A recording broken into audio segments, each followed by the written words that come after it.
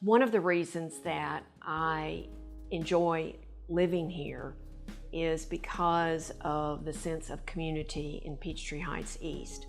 I believe it is a direct result of our responsibility for the Duck Pond Park and our access to a 7.5-acre green space. Talk about the Century Campaign.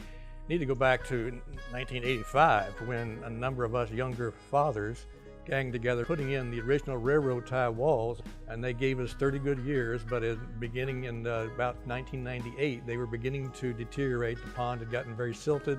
In 2001 we raised enough money to dredge the pond, to install the silt ponds on the two tributaries that feed in from the northeast and the northwest, built the peninsula that you see now. We put in the nice free-form stone walls around the peninsula end and put in the stone bridges that replaced the old wooden bridges, but we ran out of money at that point. Now 2013 we began planning for this current phase 3.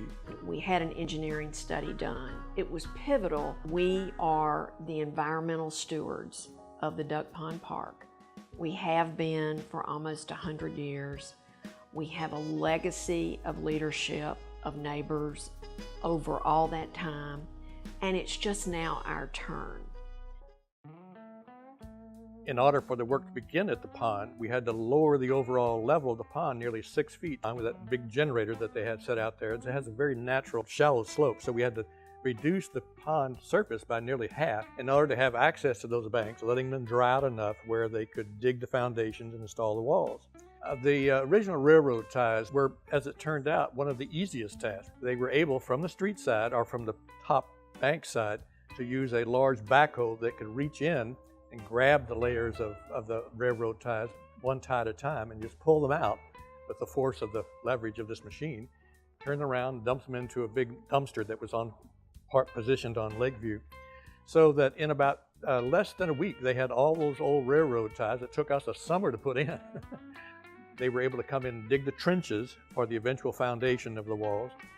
The trenches then were lined with a fabric filter, and on top of that fabric filter they laid 18 inches of compacted gravel as a base, and on top of that compacted gravel the contractor poured a 1 foot by 3 foot foundation of concrete, on top of which they then built a 3 foot tall core wall of reinforced concrete block, and then faced that core wall on the top and on the pond side with the natural rock face that you see now.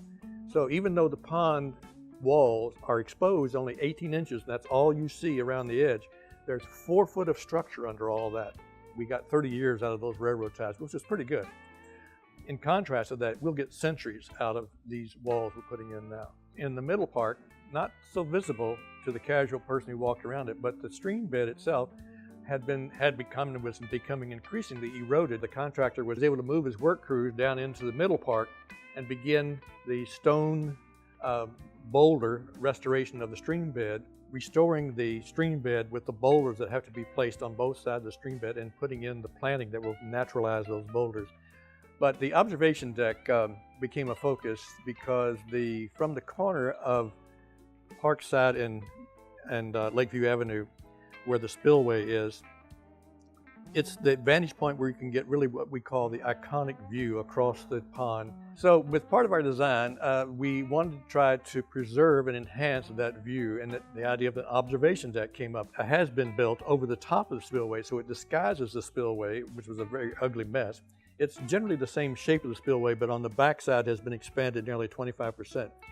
It's raised up, so it covers and protects the spillway, the existing spillway. It has 2 nice pathways from Lakeview and from Parkside that lead up to stone steps to the top of the observation deck. On its backside, where the azaleas were, it has a low seating wall in an L shape, so that a person can very nicely and easily come up the path, up the steps, onto the deck, and have a place to sit and contemplate that, what we call our iconic view.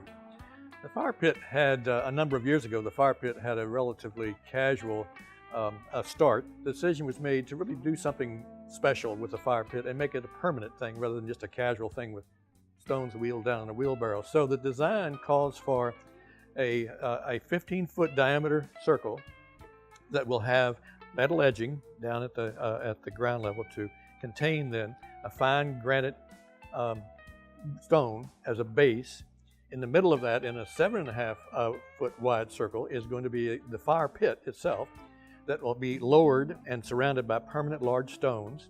On the uphill side of the circle into the hillside, there will be a semicircular, half the circumference of the circle, stone seating wall.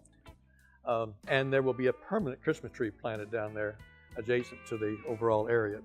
Access to the overall area will be by way of the granite stairs that come down from Lakeview down the steep slope. The mulch path will meander over to and adjacent to the fire pit and past the fire pit out onto Potomac. The mulch paths provide a very meandering but controlled natural pathway through the two areas of the park. It begins on the northern end with a pathway that leads off the street right in front of the Uritz's house. It meanders through the pines over to the first bridge. It crosses the first bridge, then meanders over to the second bridge, and then from there it meanders along the edge of the pond on the Demarest side, exits out onto Lakeview opposite the traffic island. From there, a kind of a diagonal stroll across the street takes you to the new granite stairs that lead down the steep slope from Lakeview into the middle park, and the mulch path then meanders through the middle park, past the new fire pit, and past the new bog garden, and exits out right at this point at the southern end on Potomac. And it's a very enjoyable, natural way to stroll through the park. It's been through the years left to just those who would be willing to volunteer to pay dues to maintain the park. What we found is that people have an emotional connection to the Duck Pond Park. The connection is strong, and we focused on reaching those potential donors who had an emotional connection to the Duck Pond Park. We thank all of our 330 donors. Thank you so much for giving to the Duck Pond. Thank you. Thank you. Thank you.